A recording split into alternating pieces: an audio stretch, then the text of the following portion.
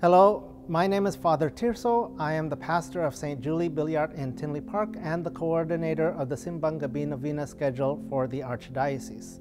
The Simbang Gabi Novena has always centered around the Eucharistic liturgy, so a clear understanding of the parts of the liturgy is important as we prepare for this year's Archdiocesan Simbang Gabi Novena.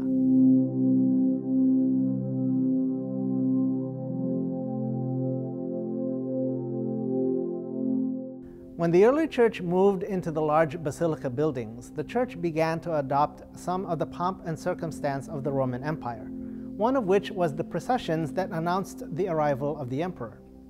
The church adapted this as a proclamation that Jesus was the true ruler of heaven and earth.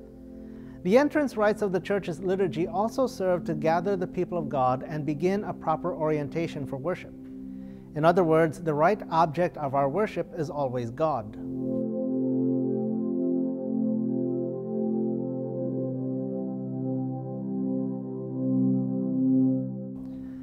The Scriptures obviously have a central part to play in the liturgy. The Scriptures serve as a reminder of the history of salvation, how God has always been leading His people toward a relationship with Him. The Scriptures are proclaimed. Care must be taken that those who are chosen for this task understand the essential difference between proclamation and reading. The proclaimer must be attentive to the ebb and flow of the particular passage of Scripture being proclaimed, but the proclamation of Scripture cannot become a performance. Every part of the liturgy of the Word helps to conform our hearts, minds, and wills to that of God, who again is the proper and only object of our worship.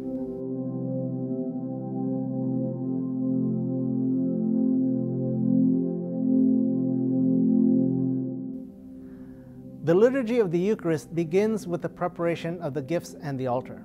The only things that ought to be part of the procession of gifts would be the bread and wine that will be consecrated. The financial contributions of the people may also be brought in the offertory procession. In some places, though, a custom has developed where symbolic offerings are also brought forward. Unless these things signify concrete actions of how faith was put into practice, they really do not have a place in the offertory procession.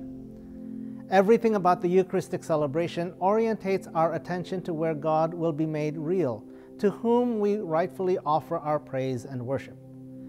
The altar has always been the center of the attention because it is there that the dynamic presence of God is brought to the front and center. It is a reminder that God is not a static energy, but a dynamic force that continues to change the lives of all who believe.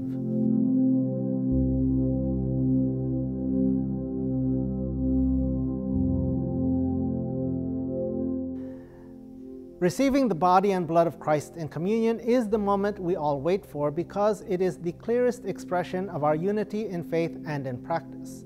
The communion rite is that intimate moment between us and the real presence of Jesus in the Eucharist.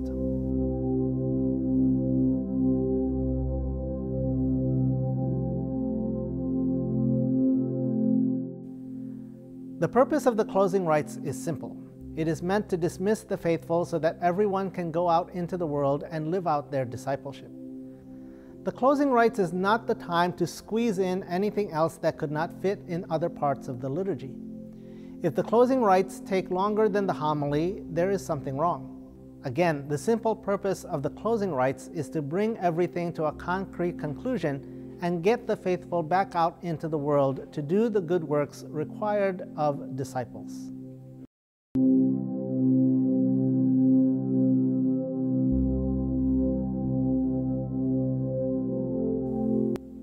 For this year's Simbang Gabi Novena, parishes are encouraged to incorporate an act of thanksgiving for 500 years of Catholicism in the Philippines. All of the information and resources can be found on the Archdiocesan website by using the link to the ACI, Asian Catholic Initiative. Again, this is Father Tirso, pastor of St. Julie, and I thank you for joining us.